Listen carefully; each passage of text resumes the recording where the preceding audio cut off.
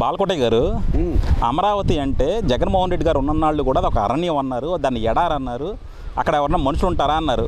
కానీ ఈరోజు జగన్మోహన్ రెడ్డి గారి నివసించిన ఈ ప్రాంతానికి వస్తే ఈ ప్రాంతం ఎంత అద్భుతంగా ఉంది సార్. అంటే మనం ఎన్నాళ్ళు జూబ్లీ హిల్స్, బంజారా హిల్స్ గురించి మాట్లాడుకున్నాం, వాటిని తలదన్నేలా ఉంది. నిజంగా ఒకసారి ఆంధ్ర రాష్ట్ర ప్రజలు కూడా చూడాలి. ఈరోజు నేను ఆంధ్రప్రదేశ్లో నిజాం నవాబుల కాలం నాటి ఒక ప్యాలెస్ దగ్గర ఉన్నట్టుగా ఉంది.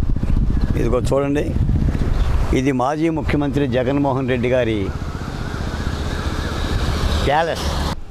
నిజాం నవాబు నాటి గోల్డెన్ కలర్తో చూడండి, ఆ లైటింగ్లు చూడండి, ఈ పచ్చని గ్రీనిష్ చూడండి, ఈ రహదారి చూడండి, తారు రోడ్డు. ఇది ప్రభుత్వ సొమ్ముతో, ప్రభుత్వ ఖజానాతో చూడండి. దాదాపుగా గత 5 ఏళ్ళుగా ఈ దారి అమ్మట మానవ మాత్రుడు ఎవడ కూడా రాకూడదు. ఇక్కడ 4-5 టోల్ గేట్లు ఉంటాయి. ఇక్కడ 2 కిలోమీటర్ల దూరంలో కొన్ని టోల్ గేట్లు ఉంటాయి. ఈ ప్రాంతంలో రైతులు కూడా అనుమతి కావాలి అంటే జగన్మోహన్ రెడ్డి గారి ప్యాలెస్ నుంచి ఫోన్ చేసి ఆ రైతు ఆధార్ కార్డు, వాళ్ళ పేరు, వాళ్ళ తాత పేరు, ముత్తాత పేరు చెప్పిన తర్వాతే లోపలికి ప్రవేశం. ఇప్పుడే నాకు రైతులు చెప్పారు. జగన్మోహన్ రెడ్డి గారు ఏలుబడిలో రాష్ట్రం దేదీప్యమానంగా పైకి కిందకి తొలుతూగుతుందని భావించే కుహనా మేధావులు కొంతమంది ఒకసారి చూడండి. ఇదిగోండి, ఆంధ్రప్రదేశ్లో, ఉమ్మడి ఆంధ్రప్రదేశ్లో ఏనాడైనా ఏ ముఖ్యమంత్రి అయినా ఇలాంటి రాజసౌధం నిర్మించుకున్నారా? దాదాపు నాకు తెలిసి ఇప్పుడే నేను రైతుతో మాట్లాడా, 9 ఎకరాలు. ఇక్కడ పొలాలన్నీ కూడా రెడ్డి సామాజిక వర్గానికి సంబంధించిన నాయకులవి. చూడండి, దీని ఇప్పుడు అమ్మ పుట్టిన మానమామ కెరుక అన్నట్టుగా ఏదన్నా విషయం తెలియాలంటే, అన్నం ఉడికిందో లేదో తెలియాలంటే ఒక గింజ పట్టుకున్నట్టుగా జగన్మోహన్ రెడ్డి గారికి రాజస్థానంలో కనిపిస్తుంది కదా.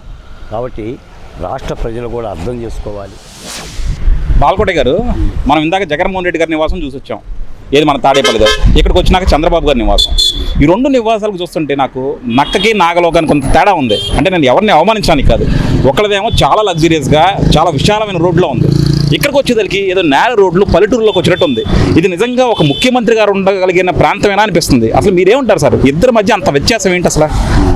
ఆంధ్రప్రదేశ్ ముఖ్యమంత్రి నారా చంద్రబాబు నాయుడు గారి నివాసం ఉండే కరకట్ట ప్రాంతం ఇది కృష్ణానది, ఇది కరకట్ట.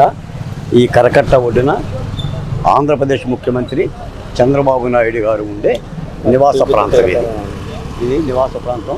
ఇలా బారుగా వెళ్ళిపోతే చంద్రబాబు నాయుడు గారి ఇల్లు వస్తుంది. మీరేం కంగారు పడమాకండి, ఏం కాదు. ఇంకోండి చంద్రబాబు నాయుడు గారి నివాసం, అక్కడ పోలీసుల కాపలా.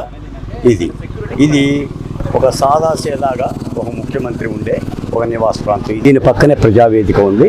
ఆ ప్రజావేదికను కూడా జగన్మోహన్ రెడ్డి గారు అధికారంలోకి వచ్చిన తర్వాత 6 మాసాల్లో కూల్చేశాడు. ఇంకో గేటు దాటిన లైటింగ్ ప్రాంతంలోని ప్రజావేదిక ఉంది. ఆ వేదికను కూడా చంద్రబాబు నాయుడు గారు పునర్నిర్మాణం చేయకపోకుండా అలాగనే ఉంచారు. ఆయనే చెప్పాడు, ఇది జగన్మోహన్ రెడ్డి గారి దాష్టీకానికి సింబాలిజంగా గుర్తింపుగా ఉంటుందని చెప్పేసి. కాబట్టి ఆంధ్రప్రదేశ్ ముఖ్యమంత్రి చాలా నిరాడంబరంగా ఒక సాధారణమైన పరిపాలకుడిలాగా కొంతమందిని పెట్టుకొని, జస్ట్ ఈ రోడ్డు కూడా 18 అడుగులు కూడా ఉండదు, ఒక చిన్న రోడ్డు పెట్టుకొని కరకట్ట ప్రాంతంలో అద్దెకి ఉంటూ, ఇక్కడే ఉంటూ రాజధాని అమరావతి గురించి కానీ, లేదంటే పోలవరం గురించి కానీ, పరిపాలన విధానం గురించి కానీ చేస్తుంది. అంటే జగన్మోహన్ రెడ్డి గారి యొక్క నివాసానికి చంద్రబాబు నాయుడు గారు ఉండే నివాసానికి కూడా వ్యత్యాసం ఏంటి అంటే, ఆయన ఒక లగ్జరీ లైఫ్, ఈయనేమో సాదాసీదా కామన్ మ్యాన్ లాగానే, ఇప్పుడు అన్నా క్యాంటీన్లో అన్నం తిన్నట్టుగానే ఇక్కడే ఉండి లోకేష్ గారు కానీ చంద్రబాబు నాయుడు గారు పరిపాలన చేస్తున్నారు.